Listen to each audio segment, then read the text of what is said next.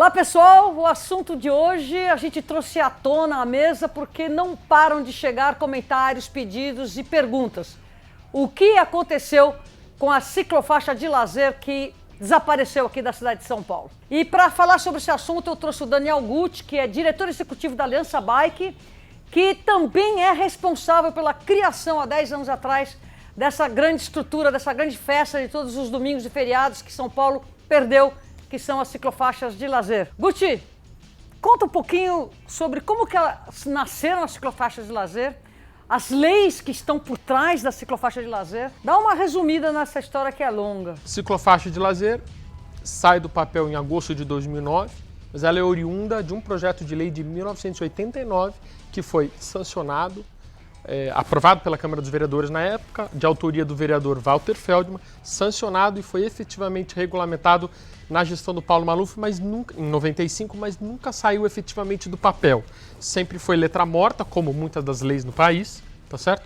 E sai do papel efetivamente 20 anos depois, em agosto de 2009, pelas mãos do mesmo autor, Walter Feldman, quando secretário de esportes. Ela nasce com 5 quilômetros, interligando os parques Ibirapuera, Parque do Povo e o Parque das Bicicletas, num projeto em tese experimental naquele primeiro momento, porque foi testado não só o trajeto, como o período em que ela foi executada. E era um período curto.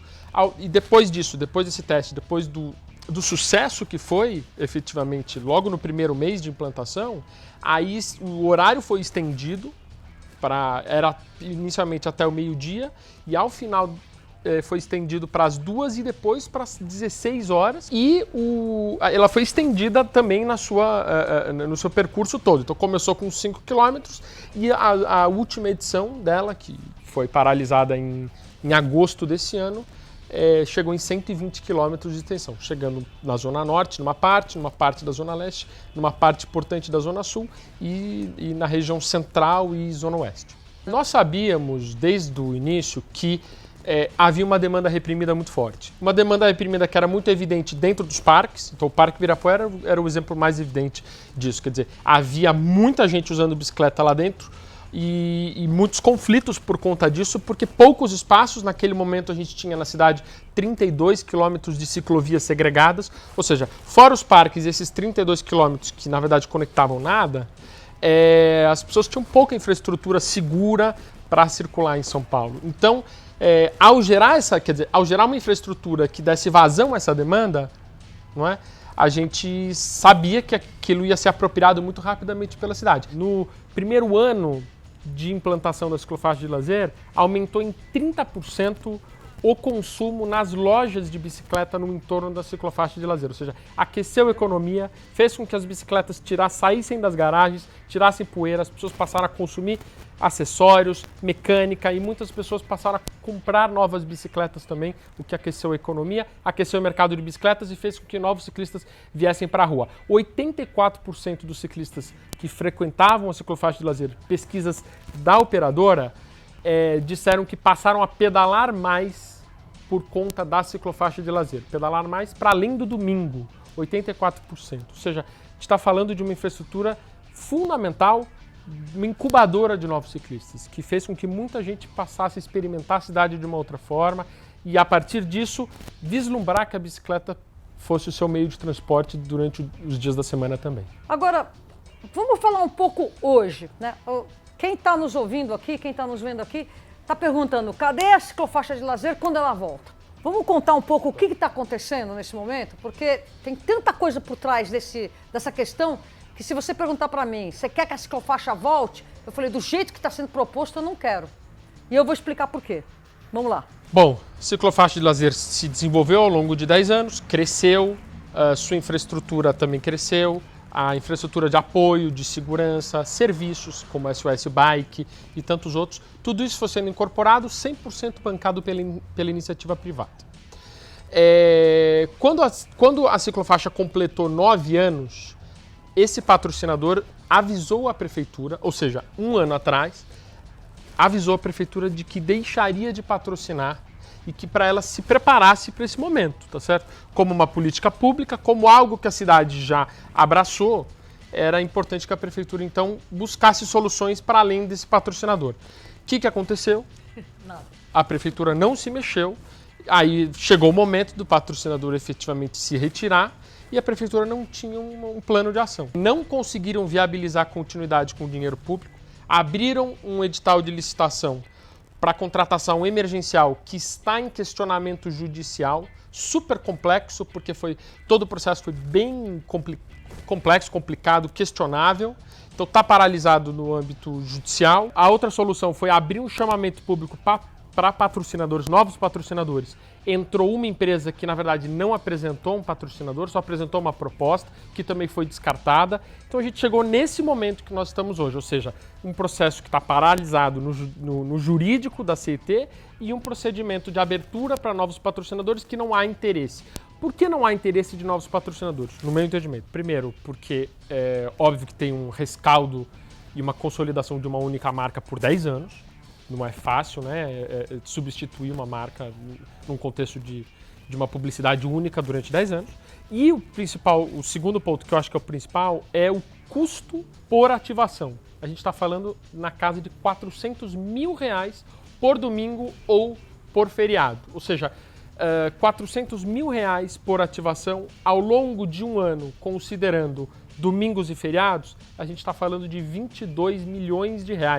Com esse recurso, só para dar uma dimensão, a gente conseguiria fazer 140 quilômetros de ciclofaixas permanentes, que é uma quilometragem superior ao que se quer bancar de ciclofaixa de lazer. Então, nesse momento, a última atividade que nós tivemos sobre esse assunto por parte da prefeitura foi a publicação de uma consulta pública aberta para que empresas, entidades, quem quer que seja, façam uma proposta, certo, de revisão e tudo mais, ou uma proposta já para operacionalizar a ciclofaixa de lazer nesse montante de R$22 milhões ao ano. Acho um absurdo, pessoalmente. Acho que uma das soluções viáveis é nós repensarmos o formato da ciclofaixa de lazer. À luz de, depois de 10 anos, muita coisa aconteceu. Nós temos uma rede cicloviária permanente de quase 500 quilômetros implantadas na cidade. Nós temos algumas ruas e avenidas de lazer importantes. Nós temos outras infraestruturas que, na verdade, foram implementadas que poderiam gerar um grande sistema em que a ciclofaixa de lazer pode conectá-los. Pode ser uma forma, com menos cones, sem a necessidade de que haja uma pessoa a cada quarteirão, mas que a gente, por exemplo, sinalize bem e que pode ainda ter pessoas nos cruzamentos mais severos, mais complicados, mais perigosos. Em 2009, quando nós tiramos do papel a ciclofaixa de lazer, nós fomos estudar o exemplo de Bogotá. Bogotá tem o sistema de ciclovias, que não são as ciclorutas, são as ciclovias aos domingos, que na verdade são ruas de lazer, avenidas de lazer, abertas para todo mundo. Quem está a pé, quem está de patinete, de bicicleta, por aí vai. Por que nós não, entre aspas, copiamos aquele modelo? Porque em 2009, a nossa CET aqui não estava preparada para esse nível de intervenção. Porque ela está preparada hoje. Eu também acho que não está ainda, mas assim, uma via, quer dizer, dedicar uma via, quer dizer, uma faixa de rolamento aos domingos, segregando com cones, com toda a infraestrutura que precisa para garantir segurança. Mesmo assim, teve muita resistência do poder público, especialmente da CET. Muita resistência. E algumas figuras-chave na prefeitura e também na CET foram primordiais para vencer essa resistência do corpo técnico. Vencida essa resistência, é óbvio que muita coisa avançou e eu acho que até a ciclofaixa de lazer foi uma política importante para criar as bases e as condições para que outras políticas em prol da bicicleta, ciclorotas em 2010, ciclovias segregadas a partir de 2012 e muito mais a partir de 2014 e 2015, ou seja, acho que a ciclofaixa de lazer, de certa forma, criou as condições para isso. Um corpo técnico que passou a entender que sim, agora, a bicicleta vai para a rua e tem que estar na rua com segurança. Só que lá no início estava no planejamento que ela passasse por revisões constantes, de tal forma que a gente chegasse no modelo parecido com o que tem em Bogotá, de abrir as avenidas e as ruas para todas as pessoas, para não ser apenas uma faixa de rolamento aos domingos. Que seria muito mais barato e você traria até uma proposta de se questionar o uso de fato das ruas, como acontece com a Paulista, né? A Paulista aberta realmente ela quebrou esse paradigma. O que está faltando para duas coisas? Primeiro, para dar um clique né, na gestão pública, no sentido de substituir o que já foi ciclofaixa de lazer pela estrutura cicloviária, né, e promoção de segurança. Porque, por exemplo, eu como avó, eu não me sinto confortável de estar levando netos pedalando nas ciclovias, especialmente sábado e domingo, que é quando tem menos trânsito, é quando os motoristas estão acelerando. E é quando justamente morrem mais pessoas atropeladas na cidade, fins de semana. Então, assim, onde que está faltando esse link para você fazer com que tenha uma promoção de mobilidade em bicicleta, promoção de lazer em família de bicicleta, usando as estruturas cicloviárias e promovendo uma segurança para todos, inclusive aqueles que estão em carros e a pé na cidade? Renata, no meu entendimento, para problemas complexos não tem solução simples. É um conjunto de soluções. Então, a gente está falando de um cardápio de políticas de infraestrutura, de redução de velocidade, de fomento, de mudanças de paradigma, de redução de oferta de espaços para circular, para condicionar automóveis. Tem uma série de políticas necessárias que tem que acontecer todas ao mesmo tempo agora. A redução de velocidades, por exemplo, ela tem que estar aplicada nos lugares onde há, né, na verdade, na cidade toda, como foi feita a redução das principais vias arteriais, mas especialmente naquelas onde as pessoas mais, de fato, mais usam a pé, pessoas que estão a pé usam e pessoas que estão em bicicleta, e onde as pessoas mais estão morrendo, que é principalmente as vias expressas e as vias arteriais, as grandes avenidas. Nesses lugares, a malha cicloviária permanente não chegou efetivamente. Então, por exemplo, a gente não tem até hoje uma conexão da Zona Leste com o centro, e a única forma possível de se fazer é modificando o desenho viário em vias de alta velocidade e grande circulação. Ou seja, precisa baixar as velocidades, precisa criar infraestrutura dedicada, precisa criar condições de circulação para quem está em bicicletas ali e promover, de fato, essa conexão. Agora, esse plano cicloviário e essa malha cicloviária já implementada de infraestruturas permanentes, elas podem ser muito mais utilizadas e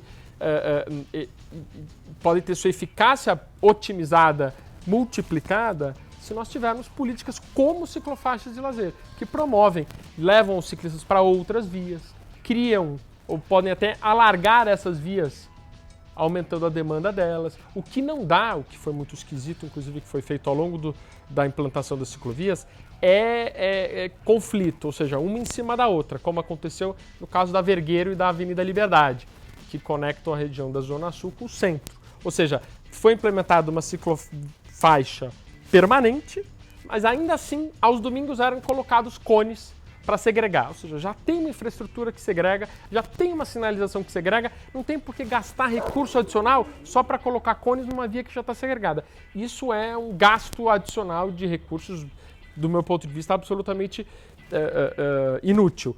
A Paulista, a mesma coisa, quer dizer, foi implementada uma infraestrutura dedicada, aos domingos foi criada a avenida, né, a Paulista Aberta, uma avenida inteira para lazer, aberta para as pessoas, e mesmo assim continuou com a infraestrutura dedicada da ciclofaixa de lazer aos domingos, quer dizer, concorrendo com quer dizer, ficou confuso. Então, a necessidade, além da gente retomar a ciclofaixa de lazer, é repensar o seu modelo, o seu desenho, a sua forma de operacionalização e como ela pode estar conectada e dialogando com toda a malha cicloviária já implementada e com essas demais infraestruturas como ruas e avenidas de lazer. Isso é fundamental, isso não é difícil de fazer. Os ciclistas, né, tanto os ciclistas que estão dialogando com o governo municipal, seja em câmara temática, seja através das associações, já se colocaram à disposição para fazer esse diálogo, para sentar na mesa e falar, poxa, vamos repensar todas essas políticas públicas para que elas sejam promovidas juntos, para que a bicicleta seja promovida, seja ela como meio de transporte, que é o principal, seja ela como lazer, recreação, família, cicloturismo e tudo mais. É difícil responder de uma forma resumida, porque é um problema... É uma questão conceitual. É uma questão conceitual, mas né, quer dizer, a literatura internacional e o que nós já acumulamos de conhecimento no Brasil já nos mostram a necessidade de que haja uma multiplicidade de políticas distintas que vão promovendo a bicicleta como um todo. Desde o início de quem não tem uma bicicleta e que precisa do acesso à bicicleta, bicicletas de mais qualidade e mais acessíveis, aqueles que não sabem pedalar, portanto precisam aprender, tem que ter espaço, tem que ter políticas para quem quer aprender a pedalar, e a infraestrutura dedicada, segura para aqueles que querem e devem circular na cidade com segurança. Assim, no meu entender, uma linda solução seria ruas de lazer, mais ruas de lazer, parques e estrategicamente colocadas onde já tem estruturas de ciclovias e nos domingos, marronzinho trabalhando em cima de respeito para uma autoridade de trânsito trabalhando no sentido de moralizar a velocidade. Agora nós tivemos no final da última gestão, ainda na gestão Haddad, uma abertura de 32 ruas, pelo menos, de lazer, cada uma numa subprefeitura. E essa política foi completamente descontinuada. Então, assim, como que pode essa gestão, nesse momento, resgatar não só essa política pública de ruas de lazer, mas conectá-las com infraestrutura cicloviária? Nós estamos entrando no último ano da gestão, ano eleitoral, ano que tem restrições orçamentárias, de você empenhar novos investimentos, ano que tem restrições de você entregar novas obras, fazer investimentos, quer dizer, por questões de lei eleitoral. Ou seja, é um ano em que não se espera grandes revoluções ou grandes políticas, tá certo? Então, infelizmente, eu não acho que nós veremos em 2020 uma política de retomada das ruas e avenidas de lazer, nem retomada das 32, como se desenharam na gestão passada, e nem a ampliação, tá certo? Então, o que nós podemos avançar é no sentido de sair do papel o plano cicloviário agora desses 175 quilômetros, retomar o projeto das ciclofaixas de lazer com uma revisão do modelo. Não tão, no meu entendimento, a gente não vai conseguir avançar no que eu concordo com você que deveria ser de fato abraçar a cidade a partir das ruas de lazer, ampliar as avenidas de lazer, fazer com que elas sejam conexões. Acho que isso vai ficar para um outro momento, mas que pelo menos a gente consiga retomar esse espaço de 120 quilômetros que os ciclistas conquistaram, que por 10 anos movimentaram mais de 100 mil pessoas por domingo. A gente está falando de uma infraestrutura fundamental, uma incubadora de novos ciclistas, que fez com que muita gente passasse a experimentar a cidade de uma outra forma e, a partir disso, vislumbrar que a bicicleta fosse o seu meio de transporte durante os dias da semana também. Para resumir, ciclofaixa de lazer, ela é muito importante, mas ela tem que mudar o projeto original de como ela nasceu, para que seja uma coisa boa para todo mundo. Gostou? Curte e compartilhe esse vídeo. Siga-nos lá no Instagram. Também se inscreva no nosso canal, o canal do Bike é Legal. Clica lá no sininho, valeu? Então já sabe, né? Vambora? Pedalar!